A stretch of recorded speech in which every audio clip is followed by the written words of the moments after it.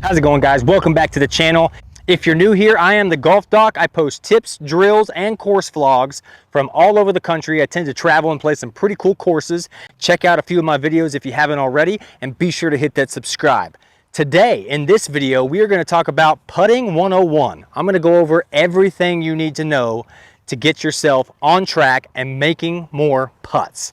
By the end of this video, if you implement everything we go over today, I promise you're going to be making more putts and shooting lower scores. Let's get right into this one. Enjoy the video.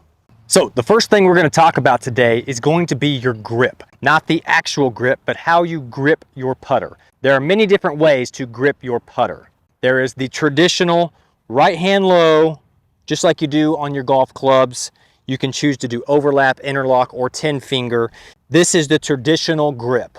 Then there's also left hand low, which a lot of pros go with, including Jordan Spieth.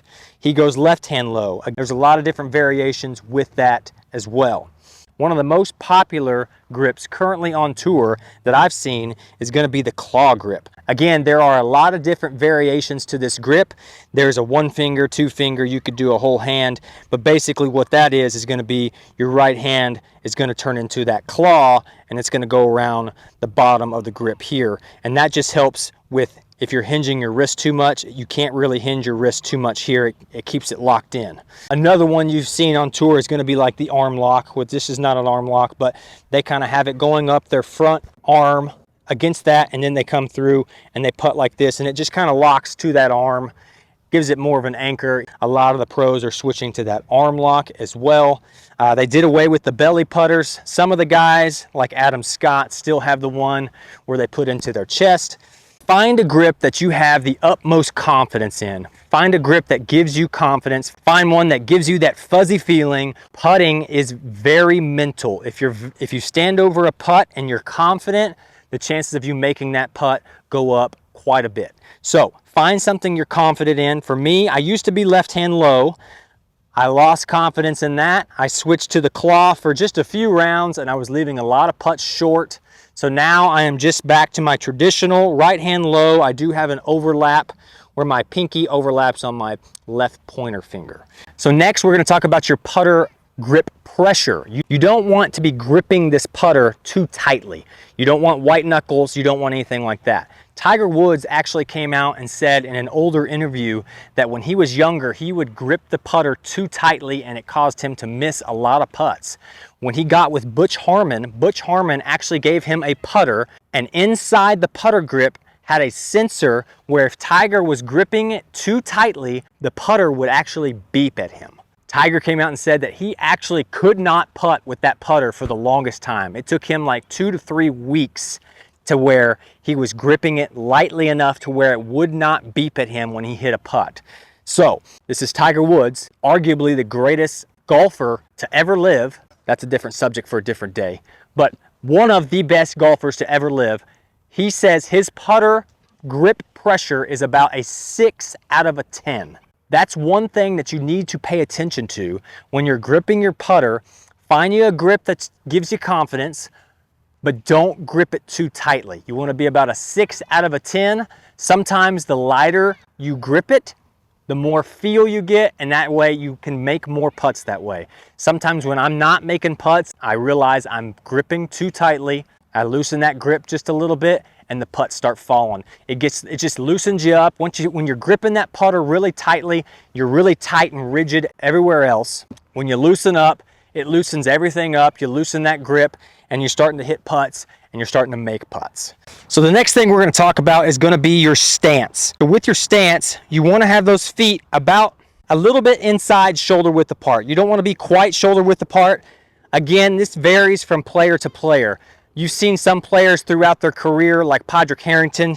He has had a very wide stance at one point. Some have a very closed stance. Test it out and see what works best for your game. But traditionally, just inside shoulder width is your stance. When you're setting up, you obviously want to have your toes. You want to have a line here pointed at your target. And then you want that line on your putter pointed at where you want to start the golf ball. You don't want to have that line pointed at the cup unless it is a dead straight putt. You want it at your target, which is going to be where you want the ball to start on your line. Another thing you can mess with here is your hand location. Some players have very low hands and they'll have that toe kind of up off the ground. That's okay.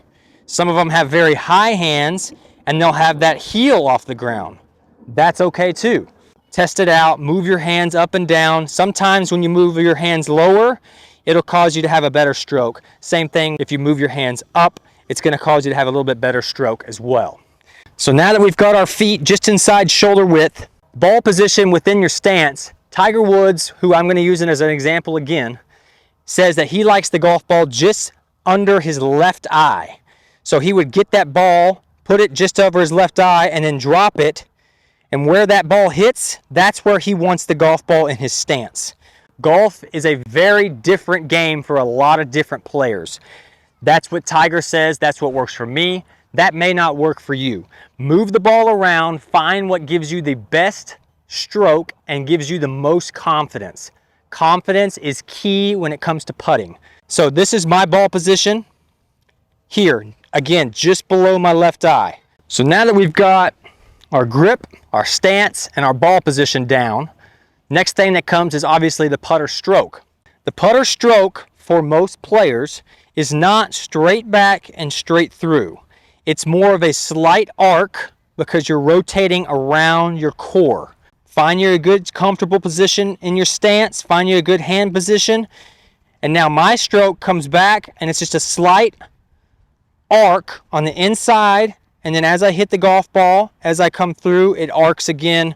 You do not want to go outside in. Same thing goes for the other way, is if you bring it inside, you don't want to go outside. Too much outside to in, you're going to pull the putt. If you're too inside to out, you're going to push the putt. You want to have a nice, smooth arc that when you get back to the golf ball, it's at the top of that arc and you're able to hit it straight. Another thing with the putter stroke, you do not want to be hitting down on the golf ball.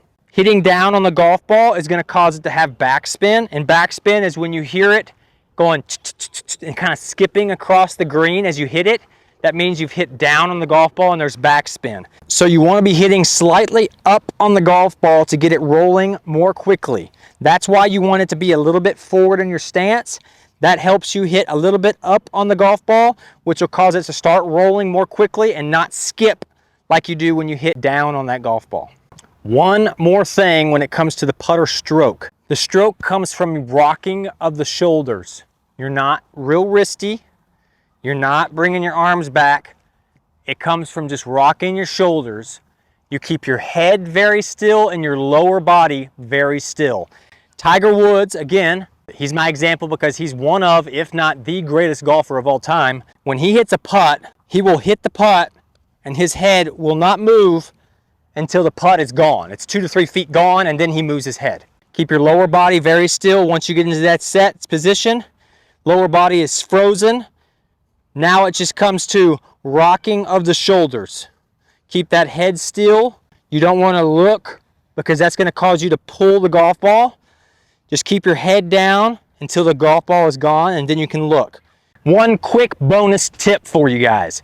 I notice a lot of amateurs do this, but if you watch the pros, they do something else. A lot of amateurs, they get really concentrated on this golf ball.